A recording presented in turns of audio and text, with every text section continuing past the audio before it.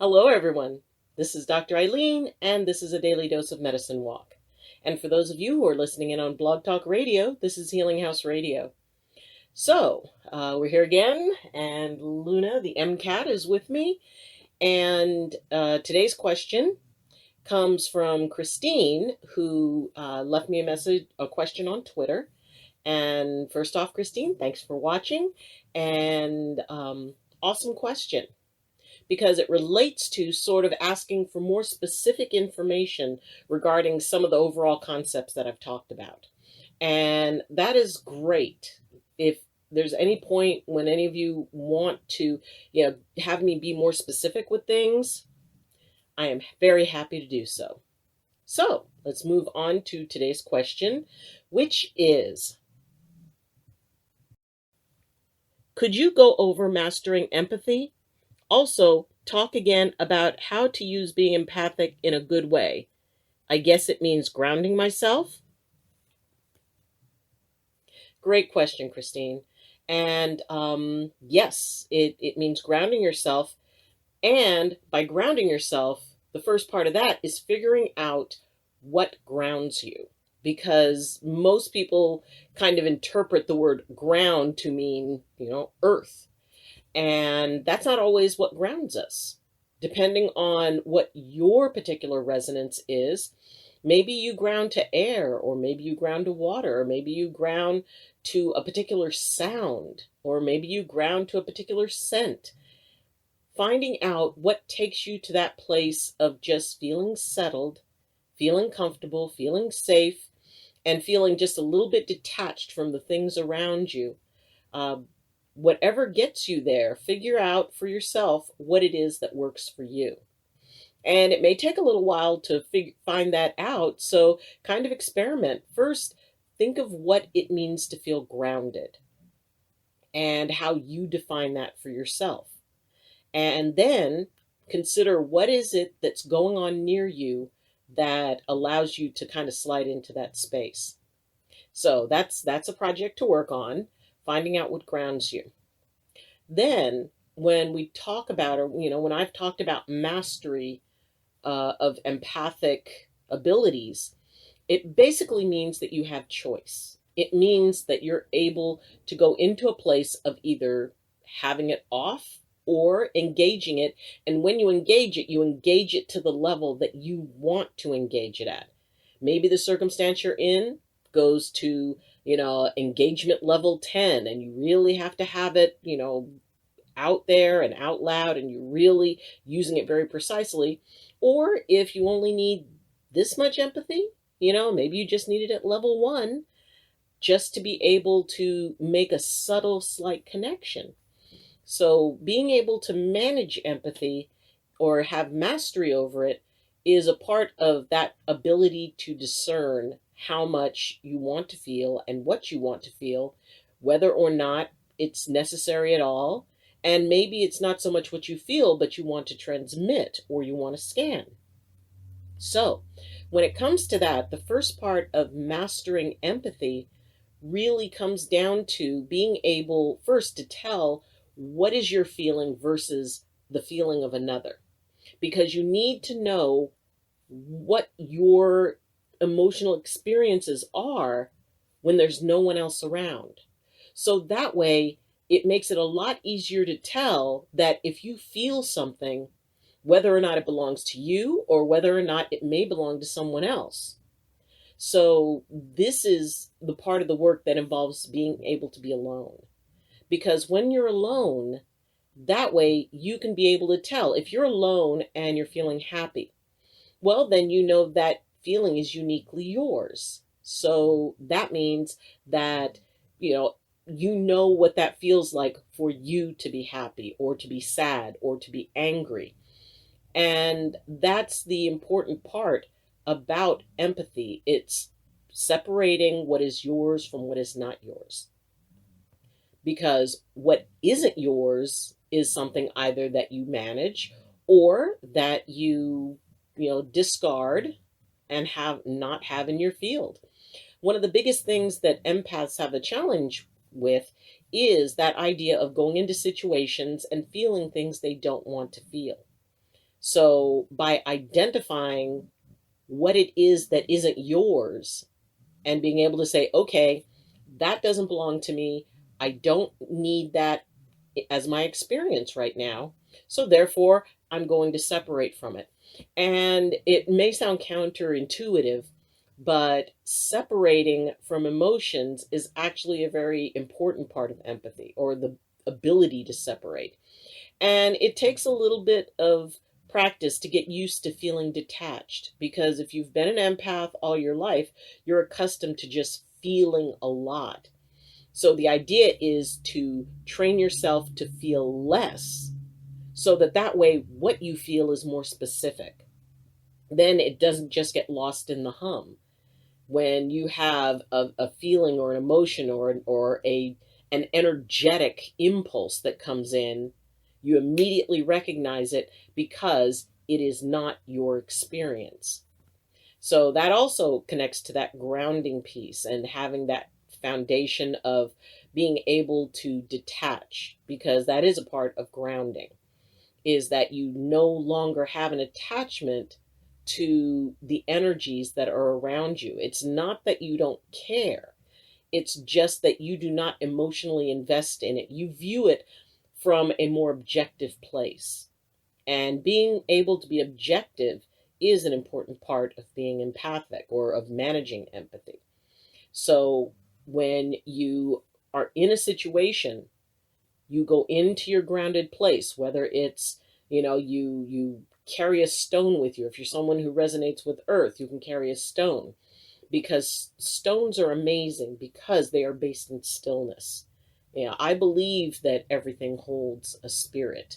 So the idea that that stone has a spirit within it, but it's a very subtle, slow, very, very soft type of energy, where it's just very passive, it's just there. And it detaches, especially river stones, because their whole nature is to allow things to flow past. So if you can get a river stone and just kind of sit with it, and this is also a practice for transmitting, because what you're doing is you're transmitting and creating a resonance with that stone. And it may sound silly, but once you've practiced that for a while, you begin to be able to emulate that energetic, that stillness, that quietness, that detachment, that ability to let things flow past. Now, let's say you ground to water and you're going into a situation. What you can do is you can drink water and just really connect to it as you swallow it, as it becomes a part of your physical experience. Or you can just sit, you can go into a restroom and you can run your, water over your hands. And sorry for the little ding ding. Must have had a message on the phone. But, you can let water run over your hands. You can take it and put a little bit on your face. But just experience that water. You can sit and listen to the sound of the ocean and be able to go into that place connecting with water.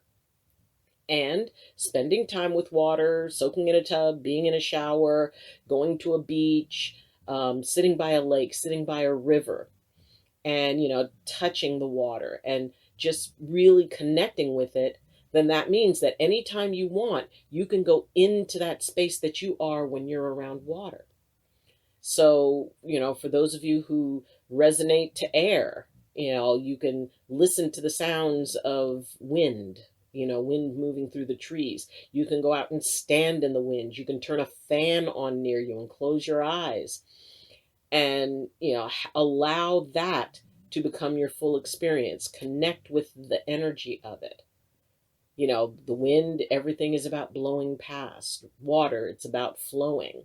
If you resonate with fire, if fire grounds you, then it's about transformation. It's about releasing. It's about the lifting of the smoke and, that floating away of anything that's weighing on you.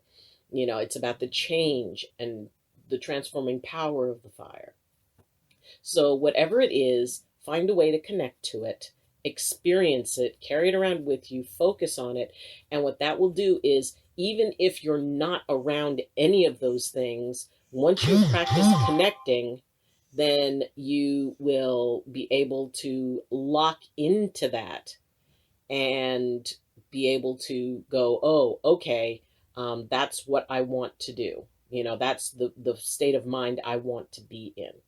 So, work on those grounding practices. Find what grounds you, discover what it is that grounds you, because it may not be ground, and then experience it and work with that and just spend time with that and just, quiet yourself, quiet your mind, and do meditations with that element or whatever it is that works for you, because after a while it will become like muscle memory, and no matter what, no matter where you are, you'll just be able to think of it, and you go into that grounded state. So once you get into that grounded state, that's when you are able to go into a situation. You can stay in that grounded state and not engage with anything around you, and to be able to detach.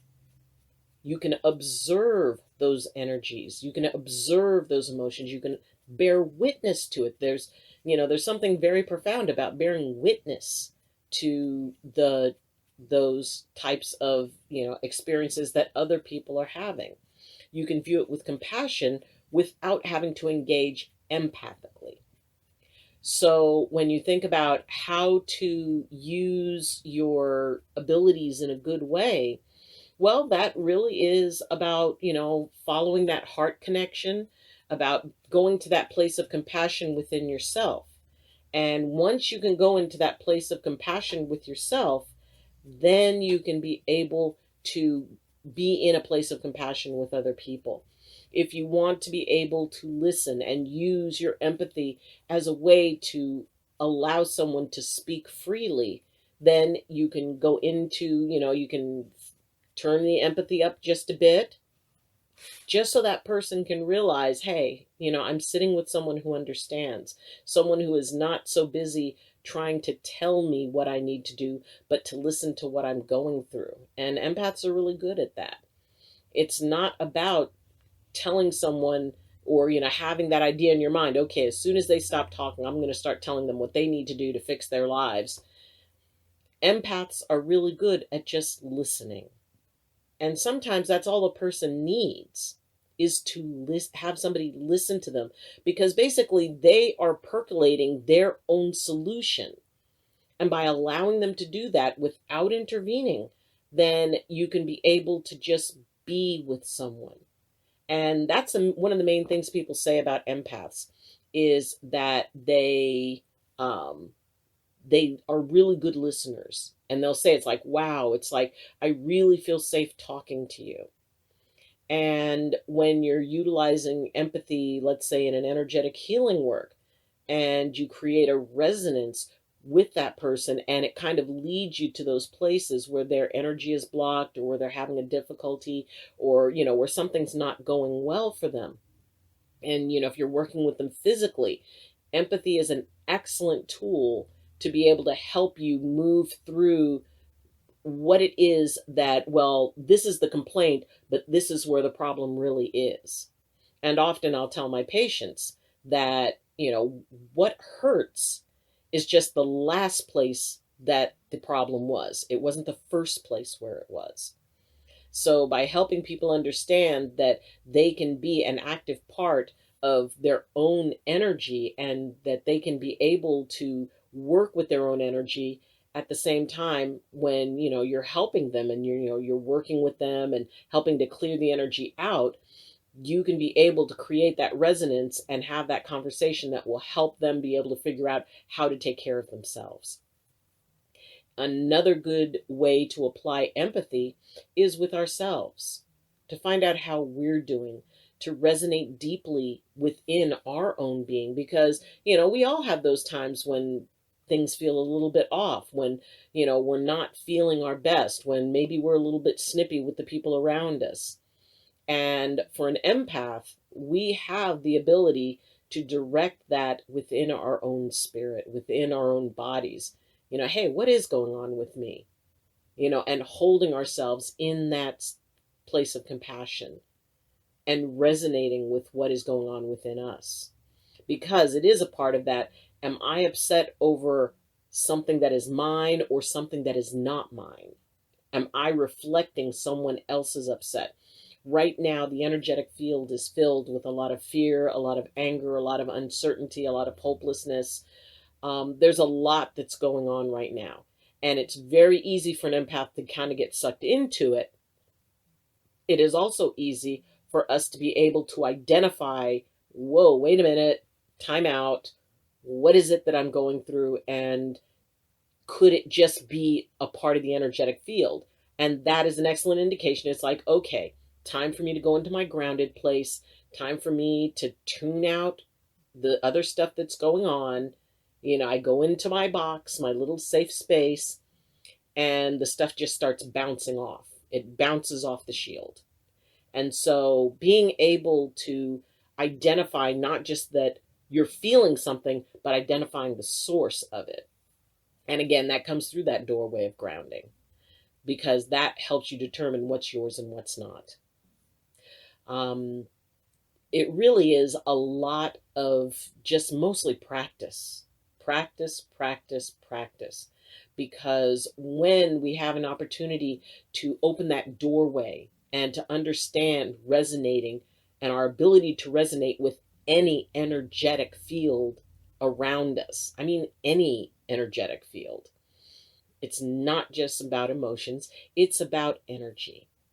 So the idea is that by exploring that, you can actually be able to expand what you can do and what you are sensitive to and what you can perceive by learning how to discern what's yours, what's not, and if it's not yours, okay, if it's not mine, where is it coming from? And do I really need to get involved with it, or can I just witness it? So, I hope that answered your question, Christine. And again, thank you so much for asking it. And if anyone else has any questions or would like me to go into more detail, please contact me. You can get a hold of me through my Facebook group, Medicine Walk with Dr. Eileen. You can follow me on Twitter.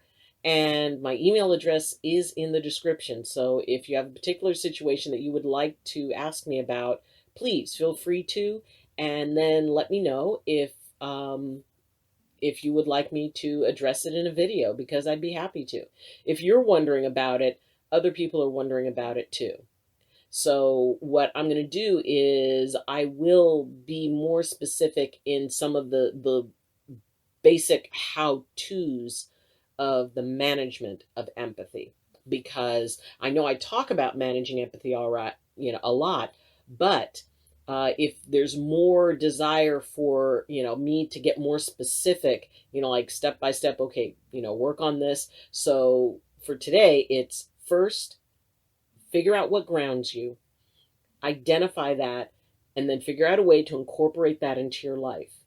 Focus on the grounding first, so that gives you a safe place to work from as you deal with the energies that are around you. It gives you a kind of a home base and an eye of the storm, because from the eye of the storm, you can view everything else more objectively and you don't get pulled into it.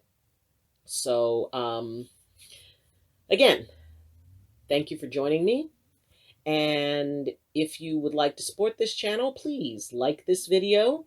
If you want to kick it up a little bit, subscribe. About half the people who watch the videos are not subscribers. So if you're one of those, please consider subscribing.